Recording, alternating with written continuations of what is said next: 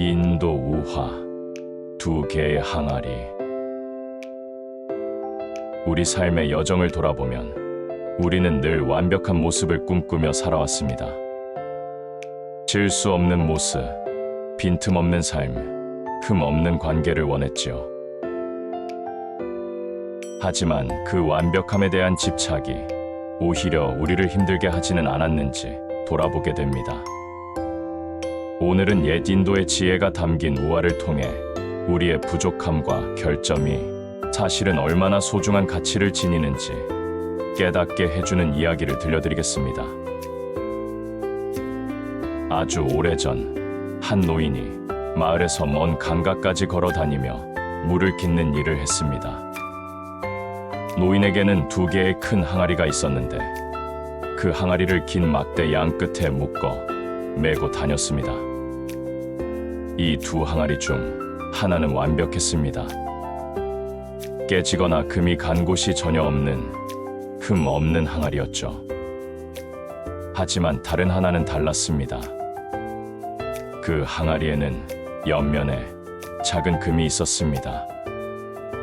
노인이 강가에서 물을 가득 채워 집까지 돌아오는 긴 시간 동안 흠 없는 항아리는 늘 물을 가득 담아왔습니다.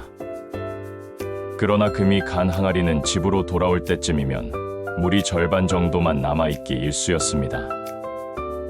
완벽한 항아리는 자신이 쓸모있고 완벽하다는 사실에 늘 우쭐거렸습니다. 하지만 금이 간 항아리는 자신의 결점 때문에 주인에게 늘 부족한 결과만 안겨주는 것 같아 깊은 슬픔과 수치심에 빠져 있었습니다.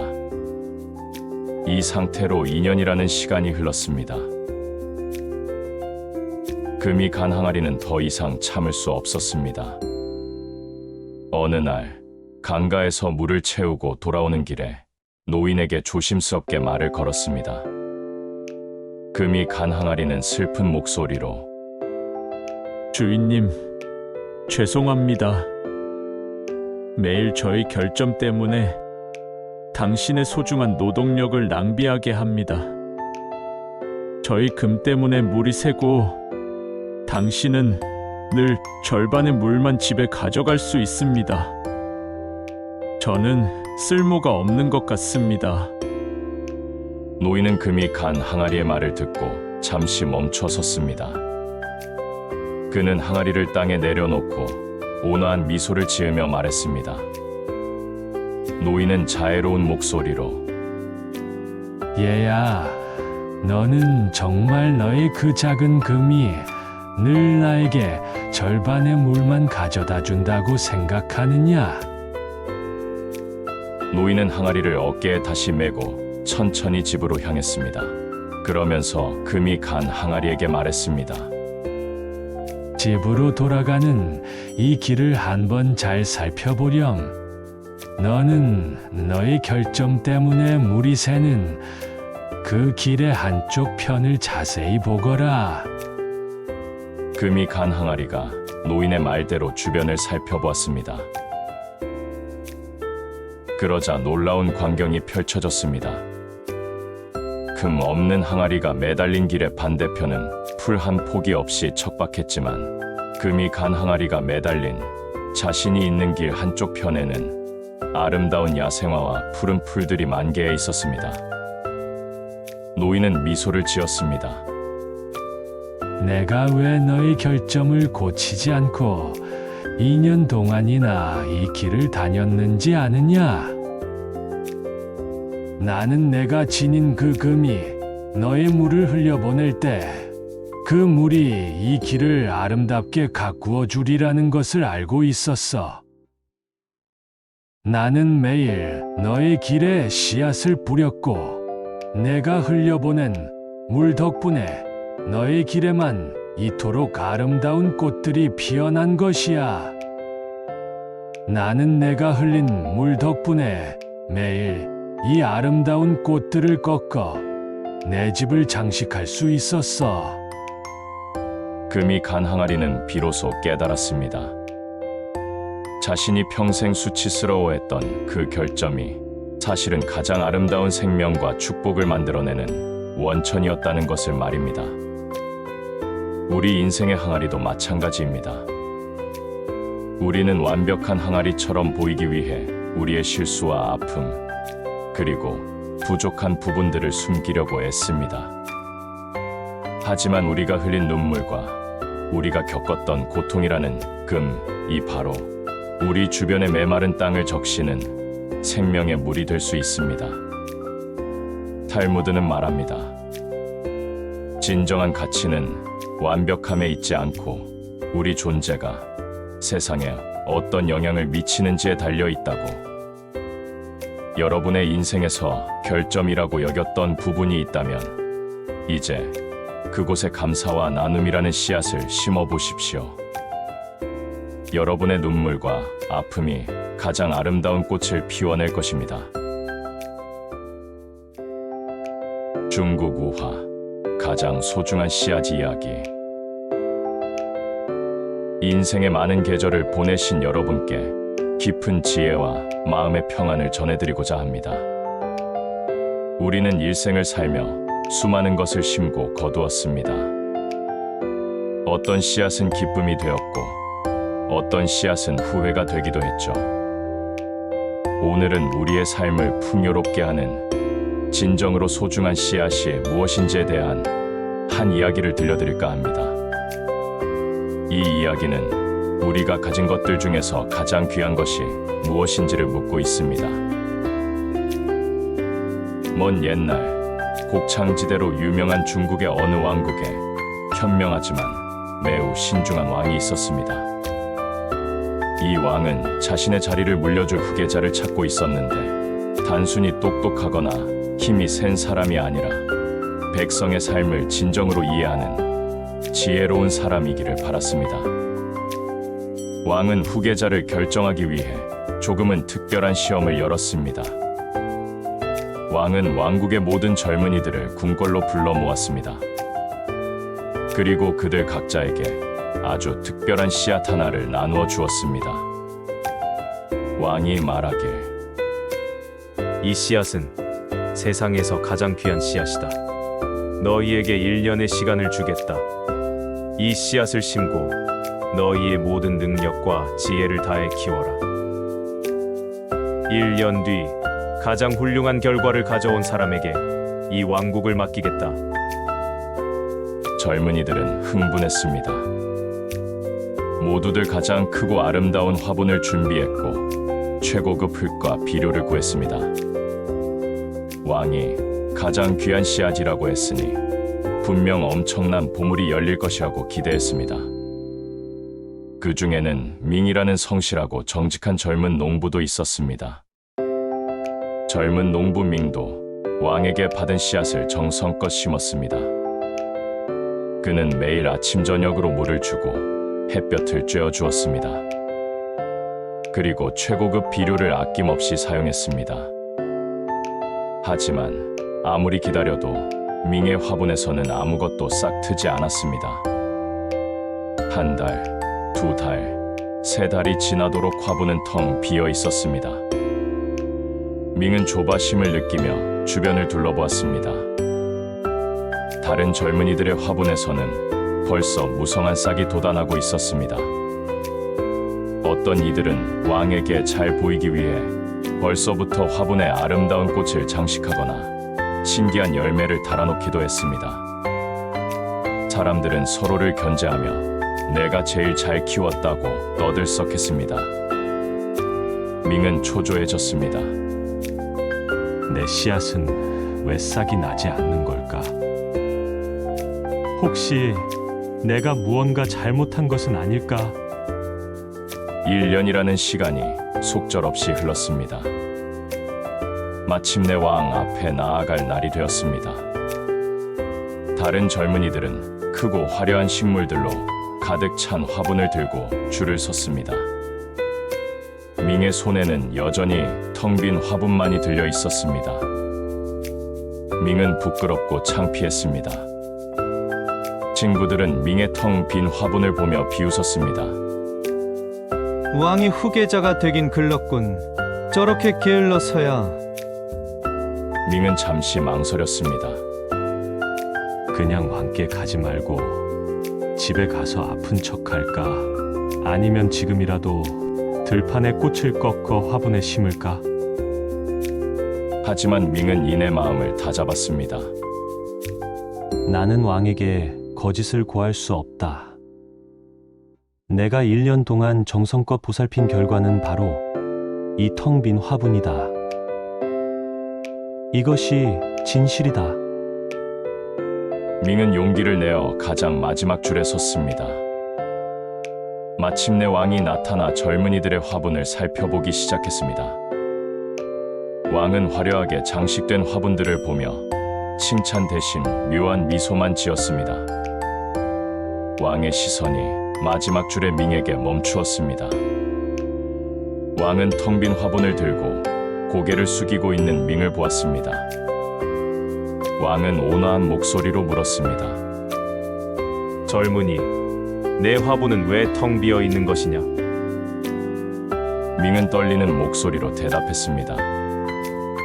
왕이시여, 송구합니다. 1년 내내 정성을 다했지만 이 씨앗은 끝내 싹을 틔우지 못했습니다. 저의 실패를 벌하여 주십시오. 왕은 밍의 대답을 듣고 갑자기 크게 웃기 시작했습니다. 그리고 신하들을 향해 외쳤습니다. 후계자를 찾았다. 이 젊은 농부 밍이야말로 이 왕국의 새로운 왕이 될 사람이다. 모두가 놀라 웅성거렸습니다. 텅 빈 화분을 가져온 젊은이에게 왕위를 물려준다니! 왕은 조용히 설명했습니다. 1년 전 내가 너희에게 나누어 준 씨앗은 모두 삶을 잃은 씨앗, 즉 죽은 씨앗이었다. 어떤 것도 싹을 틔울 수 없었지. 다른 젊은이들은 자신의 화려한 결과물을 보여주기 위해 정직을 버리고 거짓된 씨앗을 심었다. 하지만 오직 이 젊은이 밍만이 실패의 결과일지라도 자신의 진실을 가져왔다. 왕은 밍의 어깨를 두드리며 말했습니다. 이 왕국을 다스릴 사람은 거짓된 성공을 가져오는 사람이 아니라 불리한 상황에서도 정직함과 진실이라는 가장 소중한 씨앗을 지켜내는 사람이다. 이 이야기는 우리에게 깊은 질문을 던집니다. 우리 삶의 화분에는 어떤 씨앗이 심어져 있습니까? 남에게 보여주기 위한 화려하지만 거짓된 열매를 키우고 있지는 않습니까? 탈무드의 지혜도 이를 강조합니다. 우리가 인생에서 가장 소중하게 지켜야 할 씨앗은 돈이나 명예라는 열매가 아니라 바로 정직, 진실, 그리고 성실이라는 마음의 씨앗입니다. 이 보이지 않는 씨앗들이야말로 어떤 시련과 역경 속에서도 우리를 넘어지지 않게 하는 가장 소중한 힘이 됩니다. 오늘 하루 우리 마음속에 텅 빈 화분일지라도 진실된 삶을 살아오신 여러분의 모든 정직함에 감사와 존경을 표합니다. 여러분의 남은 인생의 계절에도 정직과 지혜라는 소중한 씨앗이 항상 함께 하기를 기원합니다. 탈무드, 나의 가장 귀한 손님. 우리 인생의 황혼기에 접어들면 문득 이런 질문을 하게 됩니다. 나는 평생 무엇을 기다리며 살았는가? 혹시 우리를 정말 행복하게 해줄 귀한 무언가를 먼 미래에서만 찾고 있지는 않았을까요? 오늘은 탈무드에 나오는 현자의 지혜를 통해 우리 삶의 가장 소중한 순간과 손님이 바로 지금 여기에 있다는 것을 깨닫게 해주는 이야기를 들려드리겠습니다. 아주 오래전 나움이라는 부유한 상인이 살았습니다. 그는 넓은 저택과 많은 재산을 가졌지만 마음속 깊은 곳은 늘 공허했습니다. 그는 자신이 진정으로 행복해지는 특별한 날을 기다렸습니다. 어느 날 이 마을에 매우 존경받는 현자가 찾아왔습니다. 나움은 현자를 극진히 대접하며 물었습니다. 현자님, 저는 언제쯤 진정한 기쁨을 누릴 수 있겠습니까? 제게 가장 귀한 손님이 찾아오는 특별한 날이 올까요? 견자는 나움의 눈을 깊이 들여다보며 말했습니다. 나움이여, 내가 가장 간절히 바라던 귀한 손님이 곧 내 저택을 찾아올 것이다. 그는 매우 초라한 모습으로 나타날 것이니 그를 극진히 대접하도록 하라. 나훔은 기뻤습니다. 드디어 자신이 기다리던 인생의 축복이 찾아온다고 생각했습니다. 그는 현자가 말한 귀한 손님을 위해 가장 좋은 방을 비워두고 최고급 음식과 옷을 준비하며 매일 문 밖을 살폈습니다. 며칠 뒤 나움의 집 문을 두드리는 소리가 들렸습니다. 문을 열자 남루한 옷을 입고 떨고 있는 늙은 거지 한 명이 서 있었습니다. 날이 제가 며칠째 굶었습니다.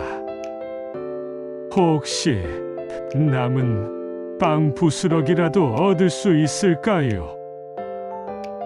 나움은 거지를 보며 실망했습니다. 현자가 말한 귀한 손님이 설마 저런 모습일 리가 없어. 분명 더 멋진 손님이 올 거야. 나움은 하인에게 빵 한 조각을 던져주게 하고는 문을 닫아버렸습니다. 다음 날, 이번에는 여행으로 지친 초라한 나그네가 찾아와 하룻밤 묵을 곳을 청했습니다. 나움은 나그네를 보고 또다시 마음이 상했습니다. 이렇게 흔한 나그네가 어떻게 내 가장 귀한 손님이 될 수 있겠어? 그는 나그네에게 뒷마당에 낡은 창고를 내주었습니다. 그리고 며칠 후 비를 쫄딱 맞은 이웃집의 가난한 아이가 부러진 우산을 고쳐달라며 찾아왔습니다. 나움은 아이를 자신의 값비싼 저택 안으로 들이기가 싫었습니다. 다른 데 가서 고치거라. 나는 지금 중요한 손님을 기다리는 중이다. 나훔은 아이를 차갑게 돌려보냈습니다. 그렇게 몇 주가 흘렀지만 나움이 기대했던 특별하고 귀한 손님은 끝내 나타나지 않았습니다. 낙심한 나움은 다시 현자를 찾아가 따지듯 물었습니다. 현자님, 어찌 된 일입니까? 제가 정성껏 준비하고 기다렸는데 왜 약속했던 귀한 손님은 오지 않았습니까? 현자는 나움의 눈을 바라보며 슬픔에 잠긴 표정으로 대답했습니다. 나움이여, 그 귀한 손님은 이미 내 저택을 3번이나 방문했다네. 나훔은 믿을 수 없어 되물었습니다. 예? 저는 오직 거지, 지친 나그네, 그리고 이웃집 아이밖에 보지 못했습니다. 현자는 눈물을 흘리며 말했습니다.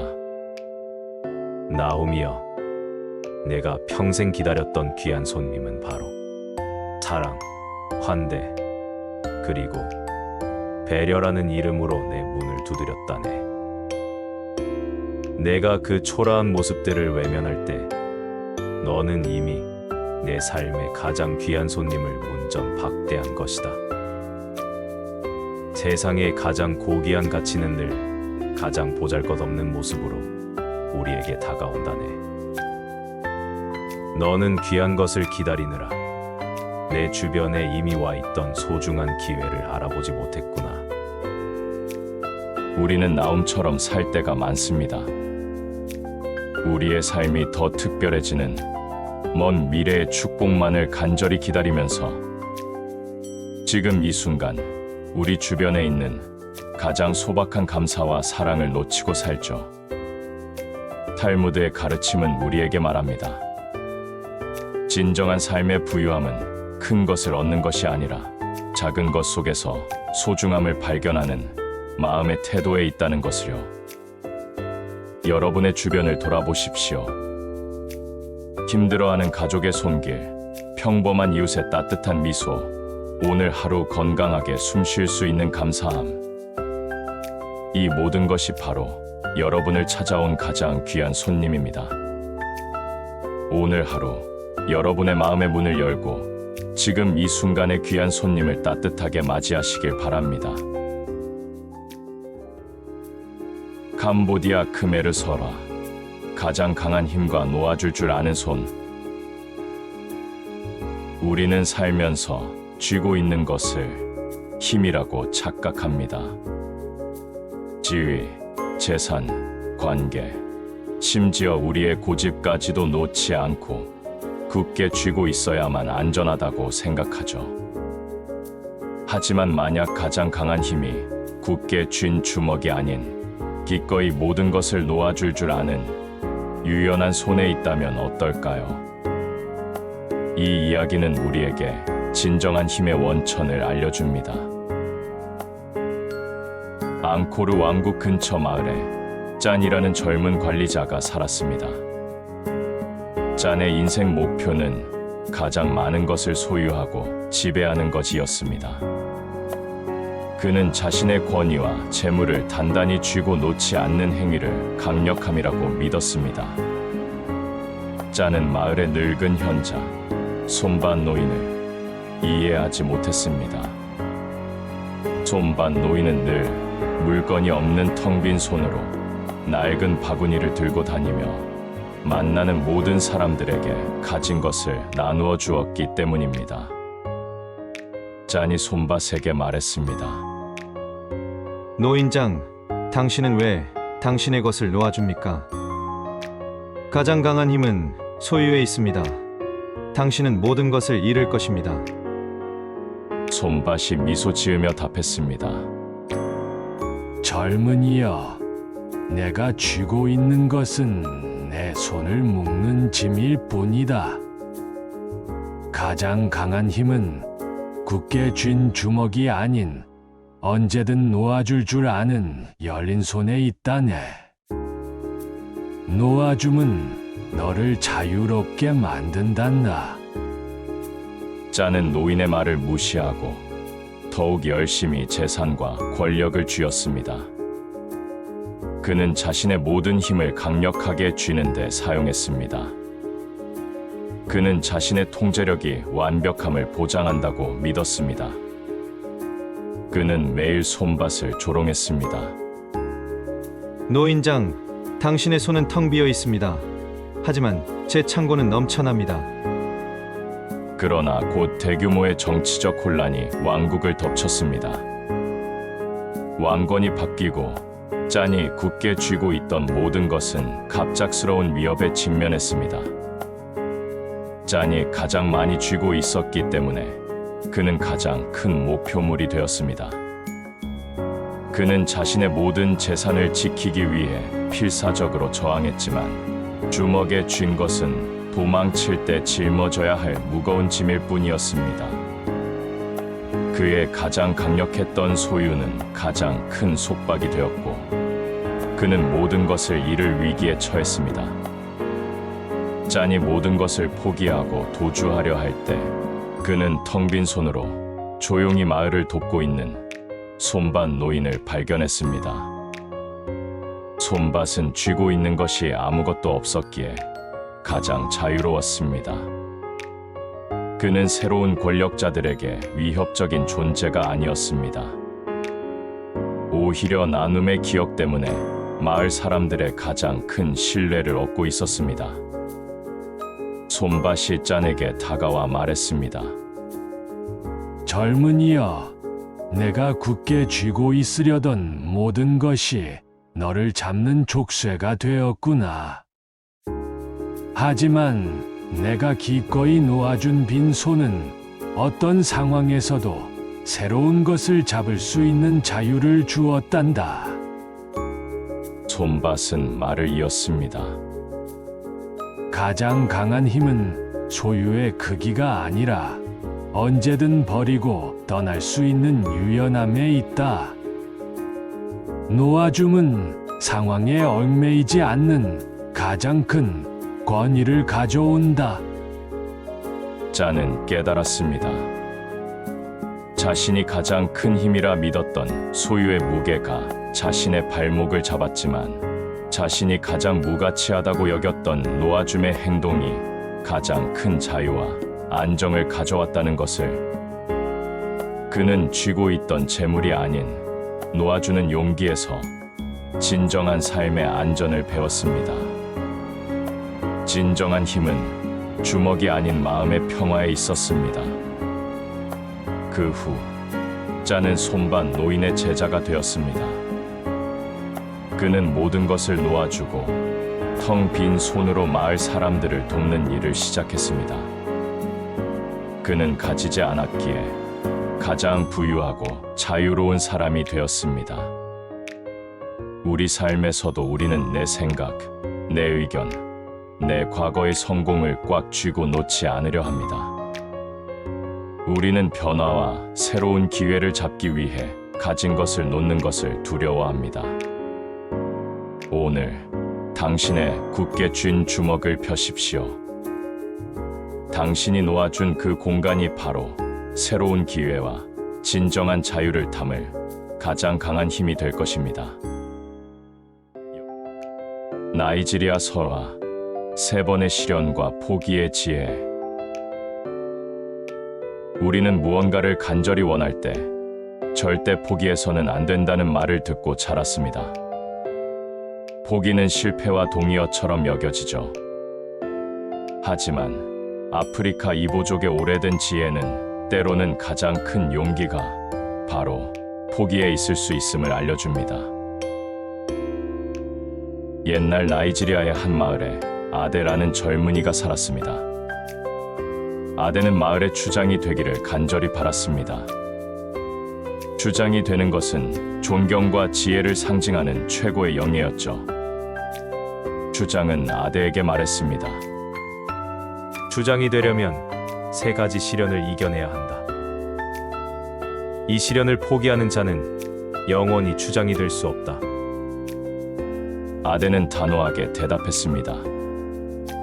절대 포기하지 않겠습니다. 저는 인내와 의지를 증명하겠습니다. 첫 번째 시련은 불의 시험이었습니다. 아데는 맨발로 뜨거운 숯불 위를 걸어야 했습니다. 아데는 고통스러웠지만 포기하지 않겠다는 일념으로 이를 악물고 시련을 통과했습니다. 주장은 고개를 끄덕였습니다. 대단한 의지다. 내 인내심은 합격이다. 두 번째 시련은 굶주림의 시험이었습니다. 아데는 아무것도 먹지 않고 사흘 밤낮을 버텨야 했습니다. 그의 몸은 비틀거렸지만 그는 주장의 명예를 생각하며 끝까지 버텼습니다. 주장은 다시 한번 아데에게 박수를 보냈습니다. 내 정신력은 놀랍다. 내 끈기는 합격이다. 이제 마지막 3번째 시련이 남았습니다. 3번째 시련은 침묵의 시험이었습니다. 아데는 사막 한가운데서 일주일 동안 아무도 만나지 않고 어떤 말도 하지 않고 홀로 견뎌야 했습니다. 아데는 자신만만했습니다. 걷는 고통도 배고픔도 이겨내는데 침묵이야 쉽지. 그는 모래 위에 앉아 조용히 시련이 끝나기만을 기다렸습니다. 사흘째 되는 날, 아데는 사막을 헤매는 낯선 여인을 발견했습니다. 여인은 갈증으로 쓰러지기 일보 직전이었고 연신 물을 달라고 애원했습니다. 아데는 고민했습니다. 그는 가지고 있던 물을 줄 수 있었지만 말을 하거나 타인과 접촉하면 시련은 실패였습니다. 아데는 주장의 경고를 떠올렸습니다. 이 시련을 포기하는 자는 영원히 주장이 될 수 없다. 아데는 결국 여인을 외면하고 침묵을 지켰습니다. 여인은 슬픈 눈으로 아데를 바라보더니 힘없이 사라졌습니다. 일주일이 지났고 아데는 마지막 시련을 통과했다는 자신감에 차서 마을로 돌아왔습니다. 주장은 그를 축하하기 위해 마을 사람들을 모두 모았습니다. 아데는 승리감에 가득 찬 목소리로 말했습니다. 추장님 약속대로 저는 3가지 시련 모두를 포기하지 않고 이겨냈습니다. 저는 이제 추장이 될 자격이 있습니다. 주장은 미소를 지었지만 그 미소는 따뜻하지 않았습니다. 주장은 조용히 세 번째 시련이 있던 장소를 가리켰습니다. 그곳에는 아대가 사막에서 외면했던 그 여인이 서 있었습니다. 그런데 놀랍게도 그 여인은 바로 주장의 어머니였습니다. 주장은 목소리를 높였습니다. 아대야, 내가 이겼다고 생각하느냐? 너는 첫 번째와 두 번째 시련은 이겼지만 세 번째 시련에서는 실패했다. 세 번째 시련의 진정한 목적은 침묵이 아니었다. 그것은 너의 명예보다 더 중요한 것이 나타났을 때 너의 욕심을 포기할 용기가 있는가를 시험하는 것이었다. 주장은 이어서 말했습니다. 강한 의지와 끈기는 훌륭하다. 하지만 진정한 추장은 자신의 목표와 이익보다 타인의 생명과 고통을 먼저 생각할 줄 알아야 한다. 너는 추장이라는 명예를 지키기 위해 어머니를 외면했고 인간으로서의 가장 중요한 의무를 포기했다. 이 세상의 어떤 짐도 타인의 고통보다 무거울 수 없다. 아대는 그제야 자신이 저지른 엄청난 실수를 깨달았습니다. 그가 그토록 자랑하던 포기하지 않는 의지가 가장 잔인한 결과를 낳았던 것입니다.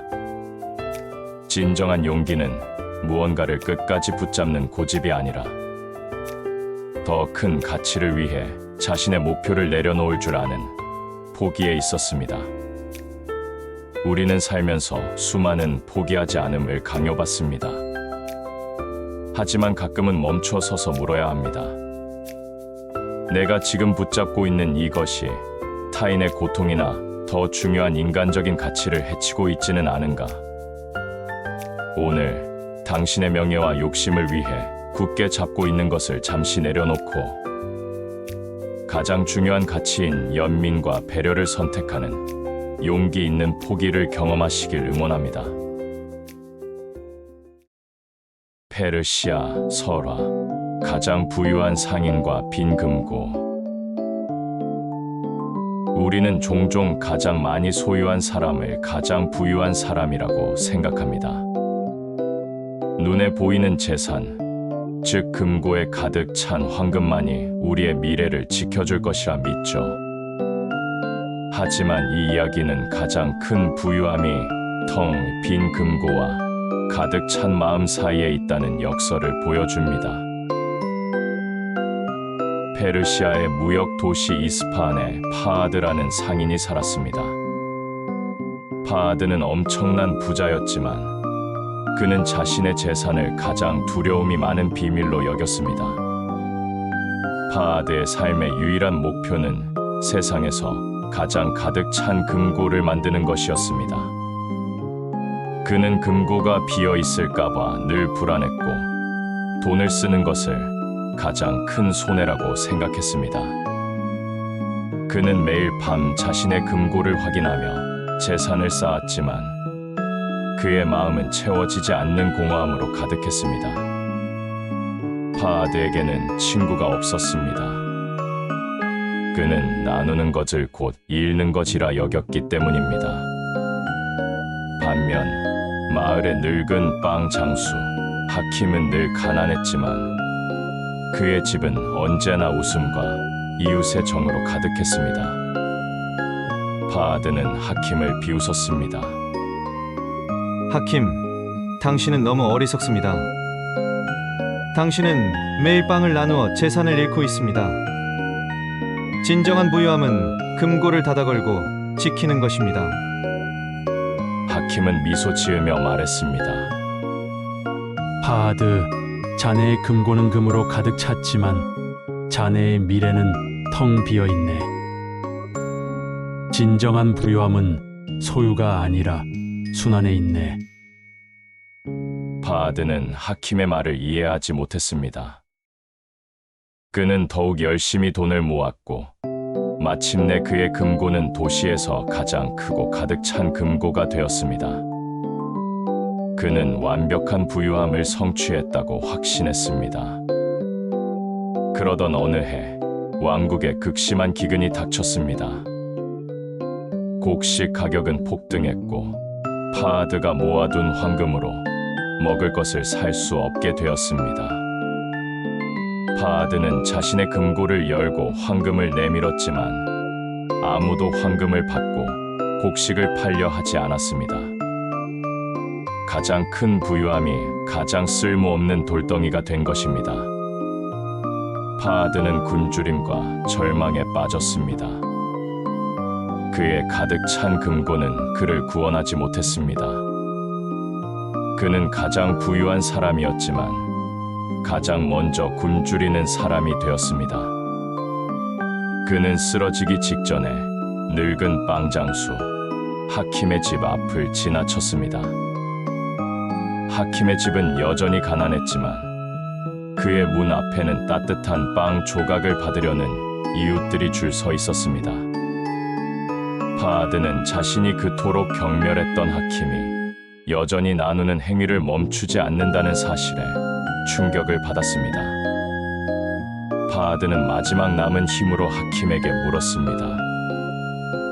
하킴, 어떻게 당신은 이 기근 속에서도 나눌 것이 있습니까? 당신은 매일 재산을 잃지 않았습니까? 하킴은 파하드에게 따뜻한 빵을 건네며 대답했습니다. 파하드, 나는 내 금고에 황금을 모으지 않았지만 나는 매일 신뢰와 사랑이라는 무형의 자산을 이웃들에게 쌓았다네. 나는 이웃들에게 빵을 주었고 그들은 기근이 닥치자 자신들이 가진 곡식의 씨앗을 가져와 내게 빵을 만들도록 주었네. 그들이 나눈 것은 황금이 아니라 생존 그 자체였네. 하킴은 자신의 빈 금고가 사실은 마을 전체의 신뢰로 가득 차 있었다는 것을 깨달았습니다. 그가 빵을 나눌 때마다 그것은 비상시를 대비한 보험이 되어 돌아왔던 것입니다. 반면 파하드는 황금을 잃지 않으려 했기 때문에 가장 중요한 사람과 신뢰라는 자산을 잃었습니다. 그의 가득 찬 금고는 고립과 파멸을 가져온 것입니다.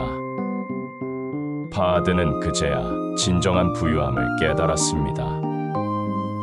그는 자신의 금고를 열어 남은 황금을 모두 내놓아 곡식 씨앗을 사서 이웃들에게 나누기 시작했습니다.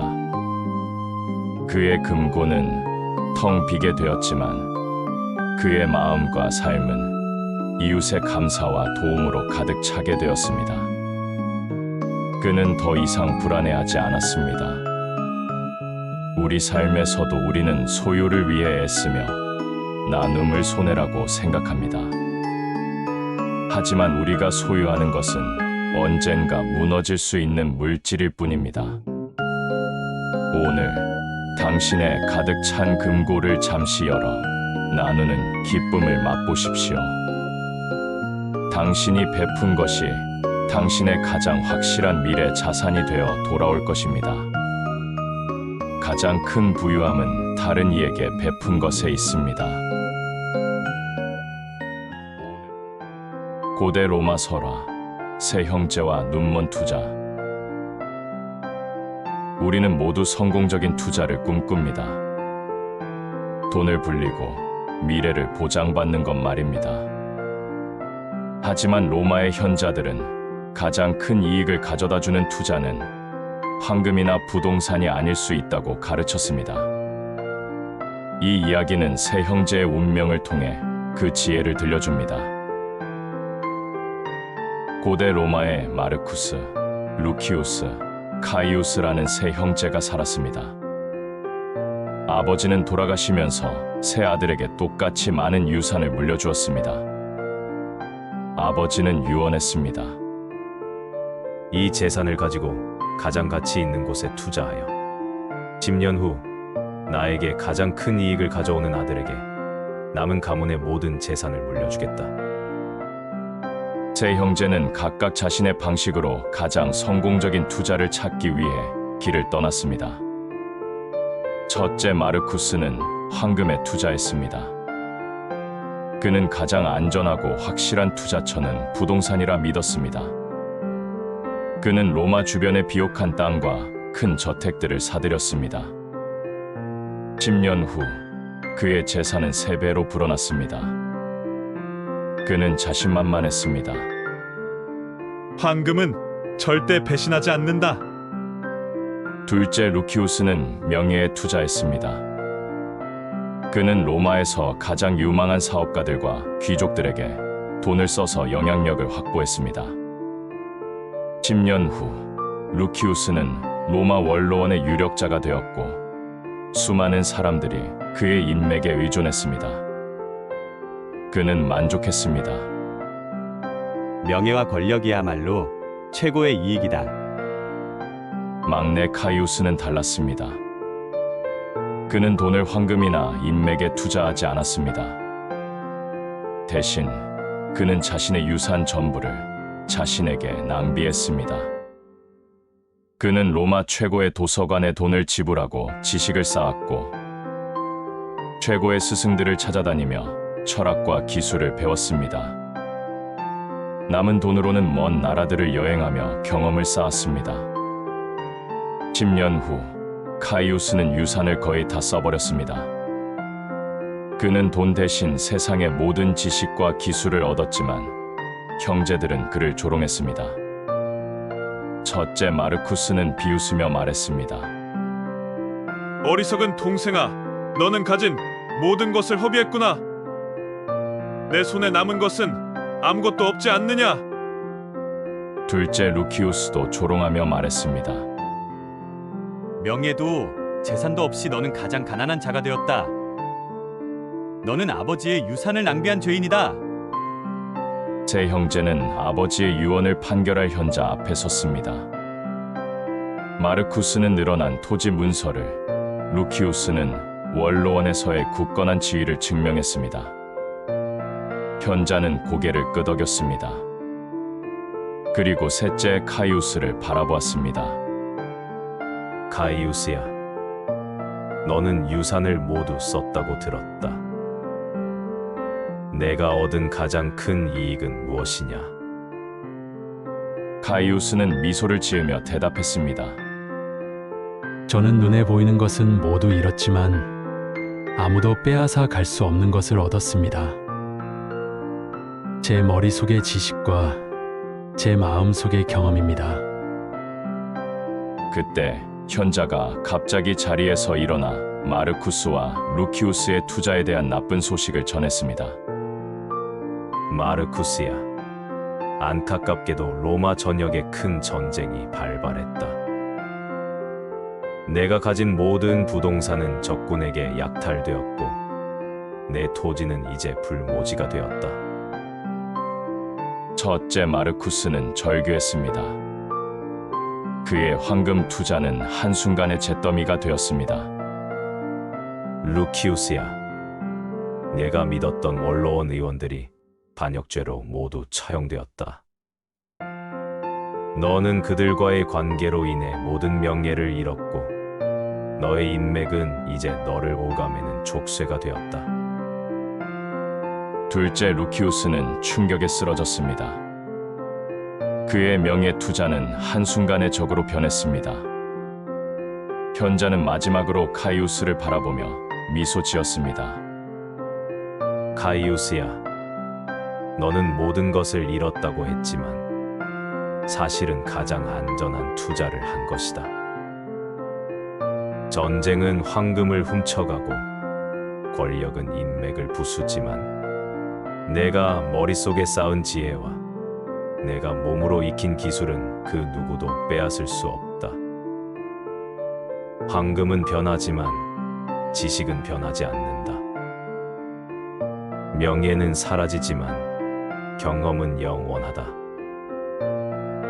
내가 가진 것이야말로 이 세상의 모든 재산이 사라져도 너를 살게 할 가장 큰 이익이다. 카이우스가 아버지의 모든 유산을 물려받을 자격이 있다. 이 이야기는 우리에게 가르쳐 줍니다. 가장 성공적인 투자는 외부에 있는 것이 아니라 바로 당신 자신이라는 가장 안전한 금고 속에 당신의 지식, 기술, 경험을 쌓는 것입니다. 오늘 당신이 자신에게 투자하는 것은 무엇입니까? 가장 값진 투자를 통해 흔들리지 않는 삶의 기반을 다지시길 응원합니다. 콜롬비아 설화, 완벽한 보물과 버려진 지도 조각. 콜롬비아의 신비로운 정글 속에는 엘도라도처럼 엄청난 황금 보물이 숨겨져 있다는 전설이 많았습니다.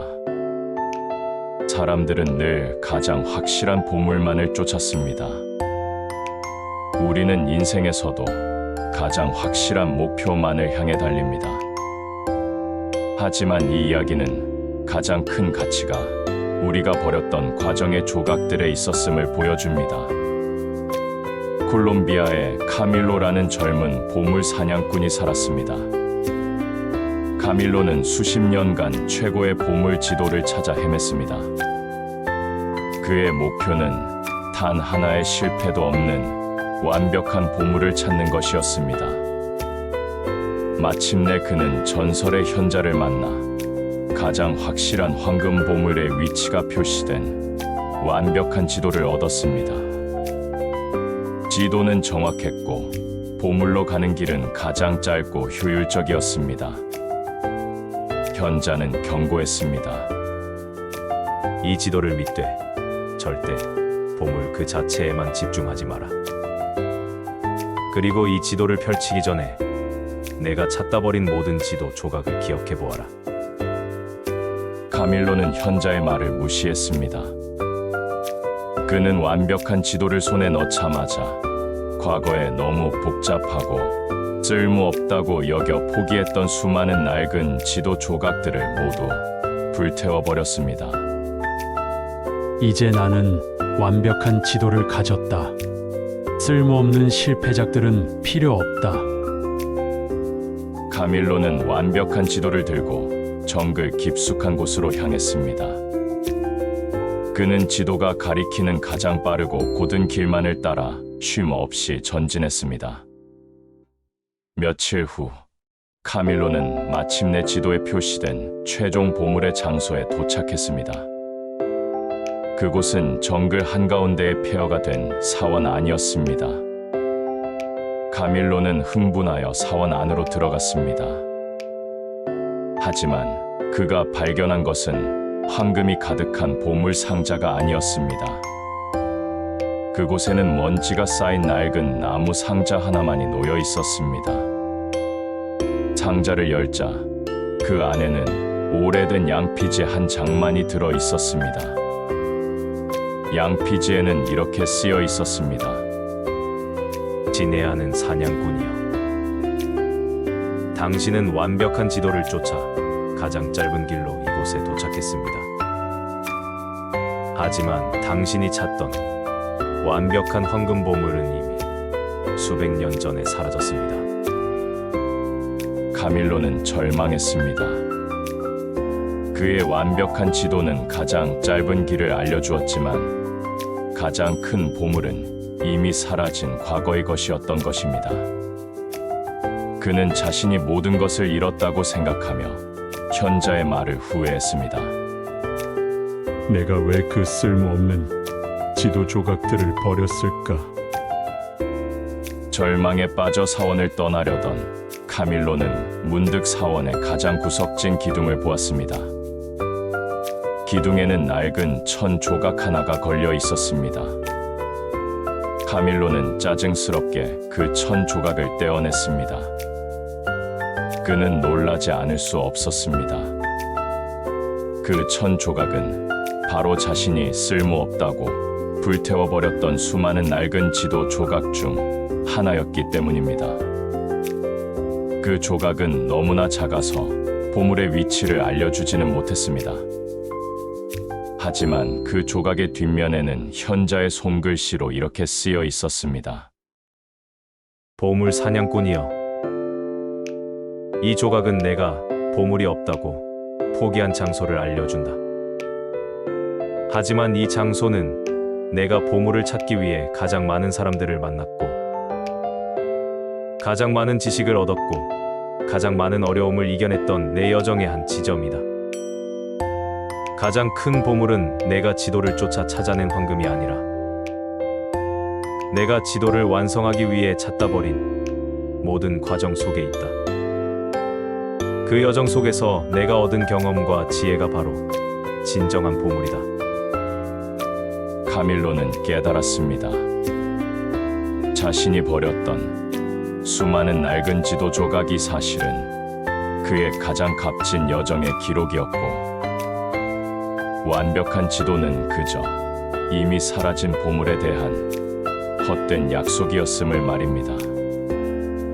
그는 그 작은 천 조각을 소중히 간직하고 마을로 돌아왔습니다. 그는 더 이상 보물을 쫓지 않았습니다. 대신 그는 자신의 여정 속에서 만난 사람들과 겪은 지혜를 나누는 위대한 이야기꾼이 되었습니다. 우리 삶에서도 우리는 늘 완벽한 목표와 가장 확실한 성공만을 쫓으며 그 과정에서 겪는 수많은 실수와 우회로를 쓸모없는 버려진 조각이라 여깁니다. 오늘 당신이 실패했다고 버렸던 모든 과정의 조각들을 다시 모아보십시오. 당신의 가장 큰 보물은 찾은 것이 아니라 그것을 찾아 헤매며 얻은 당신의 경험과 지혜 속에 있습니다. 루마니아 설화, 완벽한 행복과 불안의 유리병. 우리는 모두 삶에서 불안을 제거하고 싶어 합니다. 불안이야말로 행복을 갉아먹는 가장 큰 적이라고 생각하죠. 하지만 불안이 사라진 삶은 과연 어떤 모습일까요? 이 이야기는 행복을 얻으려다 모든 것을 잃을 뻔한 한 농부의 경험을 통해 그 답을 들려줍니다. 루마니아의 작은 마을에 요누트라는 농부가 살았습니다. 요누트는 부유했지만 늘 혹시 모든 것을 잃지는 않을까 하는 불안감에 시달렸습니다. 그는 매일 밤 잠을 이루지 못했고, 자신의 불안을 영원히 없앨 수만 있다면 모든 재산을 바치겠다고 생각했습니다. 어느 날 마을을 지나가던 늙은 마법사가 요누트의 고민을 들었습니다. 마법사는 요누트에게 신비한 유리병 하나를 건네주었습니다. 마법사는 말했습니다. 요누트, 이 유리병은 내 마음속의 모든 불안을 빨아들일 것이다. 내 불안이 사라지면 너는 완벽한 행복을 누리게 될 것이다. 하지만 규칙이 있다. 이 유리병을 절대로 깨뜨리거나 열어서는 안 된다. 내 불안이 다시 세상으로 나오면 그 불안은 이전보다 훨씬 커져 너를 영원히 덮칠 것이다. 요누트는 기뻐하며 유리병을 받았습니다. 그는 즉시 자신의 모든 불안과 염려를 유리병에 쏟아냈습니다. 병은 순식간에 짙은 안개로 가득 찼습니다. 다음 날 아침, 요누트는 난생 처음 느껴보는 평화와 행복 속에 눈을 떴습니다. 불안이 사라지자 그의 삶은 완벽해 보였습니다. 그는 더 이상 곡식 걱정, 날씨 걱정, 미래 걱정을 하지 않았습니다. 그는 모든 것이 잘 될 것이라 맹목적으로 확신했습니다. 요누트는 유리병을 낡은 상자에 넣어 가장 깊숙한 다락방에 숨겨두었습니다. 이제 그의 삶은 영원한 행복의 연속이 될 것이라 믿었습니다. 하지만 시간이 흐를수록 이상한 일이 벌어졌습니다. 요누트는 곡식을 심을 때 가장 좋은 땅이 어디인지 고민하지 않았기 때문에 밭은 척박해지기 시작했습니다. 그는 겨울이 오기 전에 지붕을 고쳐야 할지 걱정하지 않았기 때문에 눈이 오자 집 지붕이 무너져 내렸습니다. 심지어 그는 아내와 아이들의 건강을 염려하지 않았기 때문에 그들의 아픈 신호를 놓쳤습니다. 그의 완벽했던 삶은 점차 무너지기 시작했습니다. 요누트는 깨달았습니다. 자신의 불안이 사라지자 미래를 대비하고 위험을 피하려는 노력까지 함께 사라졌다는 것을 말입니다. 완벽한 행복은 그를 나태하게 만들었고 그의 모든 것을 잃게 만들었습니다. 그는 다시 그 짙은 불안을 느끼고 싶었지만 유리병을 열면 안 된다는 마법사의 경고가 두려웠습니다. 결국 요누트는 모든 것을 되돌리기 위해 다락방으로 올라갔습니다. 그는 상자를 열고 유리병을 꺼냈습니다. 병 안에는 짙은 안개가 여전히 갇혀 있었습니다. 요누트는 울면서 외쳤습니다.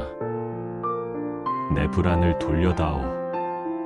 나는 불안이 없는 행복은 원치 않는다. 그는 마지막 용기를 내어 유리병의 마개를 열었습니다. 마법사의 경고대로 짙은 안개가 병 밖으로 쏟아져 나와 요누트를 덮치려 했습니다. 하지만 안개는 요누트에게 도달하기 직전에 사라져 버렸습니다. 병 안에는 안개 대신 투명한 액체만 남아 있었습니다. 요누트는 혼란스러워했습니다. 그때 마법사가 남긴 작은 쪽지 하나가 유리병 바닥에서 발견되었습니다. 쪽지에는 이렇게 쓰여 있었습니다. 내 불안은 이미 사라졌다. 병 안에 남아있는 것은 불안이 아니라 내가 불안을 다루려 했던 노력의 결과일 뿐이다. 요누트는 깨달았습니다. 그가 겪었던 불안 자체가 진짜 문제가 아니었습니다. 진짜 문제는 불안을 없애려 했던 맹목적인 시도였던 것입니다. 불안은 그를 괴롭히는 독이 아니라 삶을 준비하고 보호하는 경고 신호였습니다. 그는 그 불안이라는 경고 신호를 없애자 오히려 노력이라는 경계심까지 잃어버렸던 것입니다. 이 이야기는 우리에게 가르쳐 줍니다. 완벽한 행복은 불안이 없는 상태가 아니라 불안을 인정하고 그것을 연료 삼아 노력할 때 만들어진다는 것을 말입니다. 오늘 당신의 불안을 없애려 하지 말고 그것이 당신에게 알려주는 지혜를 배우시길 응원합니다. 여러분의 좋아요와 구독은 영상 제작에 큰 힘이 됩니다.